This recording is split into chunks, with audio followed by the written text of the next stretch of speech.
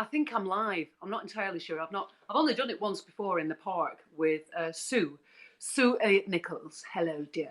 Now, so we just thought it'd be nice for just a couple of minutes, well, a few minutes in the evening at 7 o'clock to just read something nice. And both of us loved The Secret Garden as kids. So we chose this to be our first story at 7. Now, it is a little bit abridged because my memory had forgotten a few things, but here we are. So I'm going to get comfortable. Are you sitting comfortably? Then I'll begin. The Secret Oh, that's a bad start.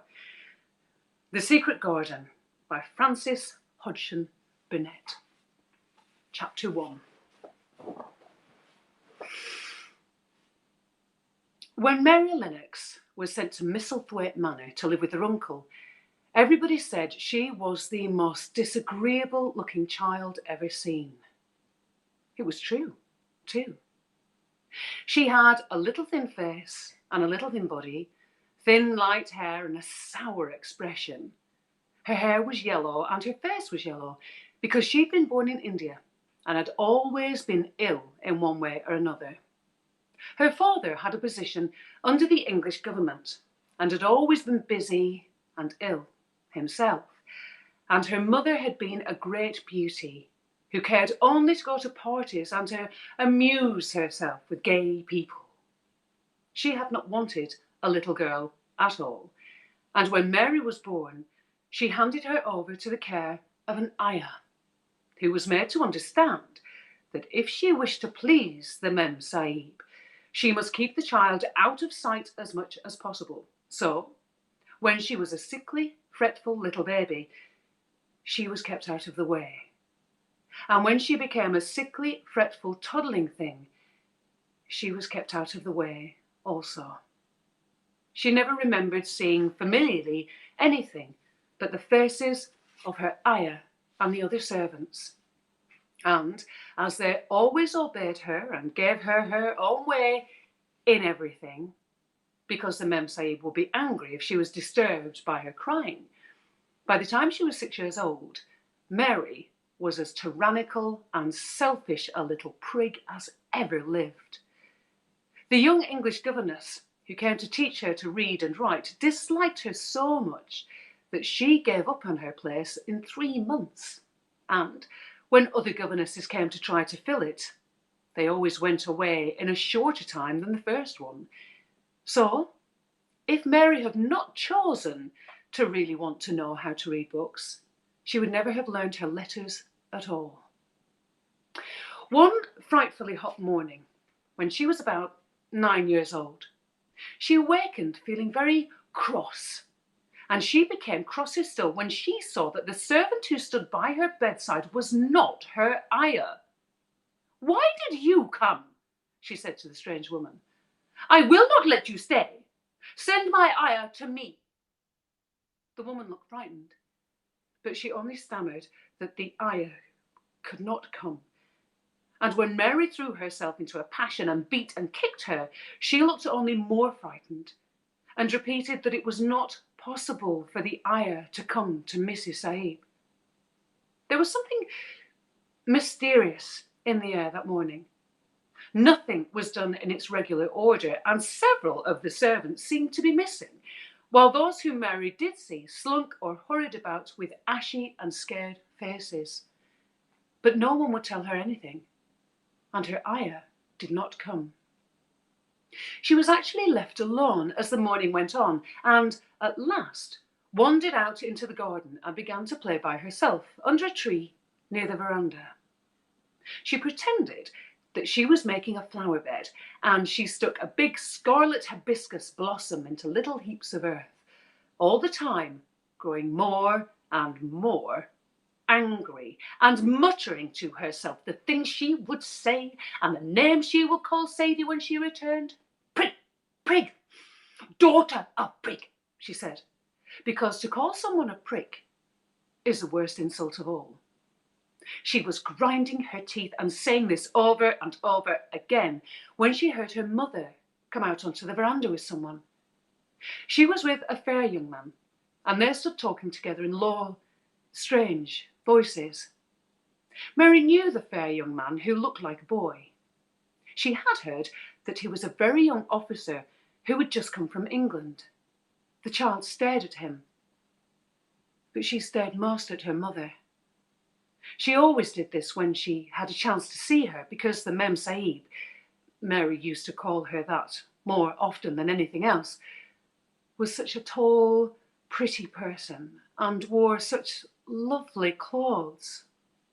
Her hair was like curly silk, and she had a delicate little nose, which seemed to be disdaining things, and she had large laughing eyes. All her clothes were thin and floating, and Mary said they were full of lace.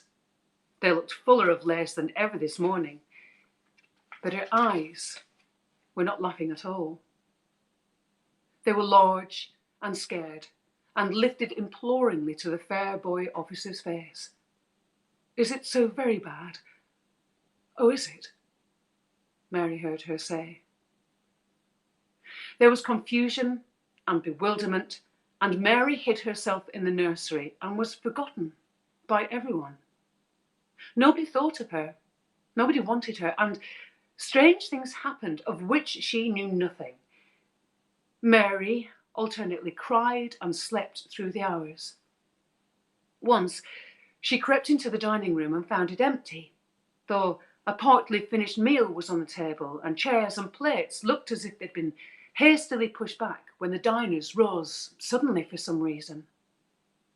The child ate some fruit and biscuits, and being thirsty, she drank a glass of wine, which stood nearly filled.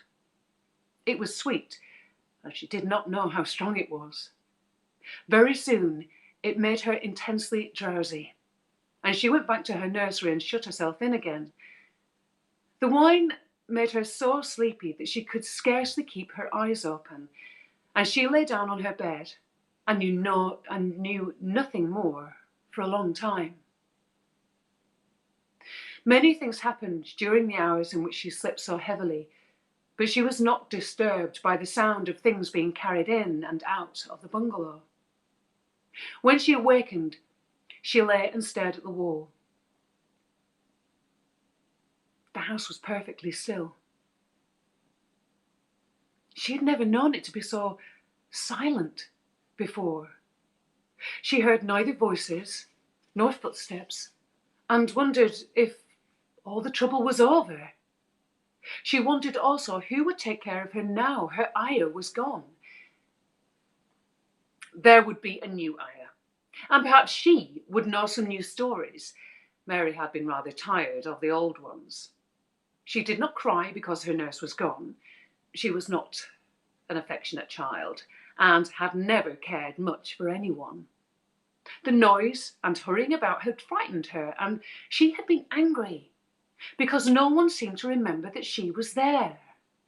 Surely someone would remember and come in to look for her.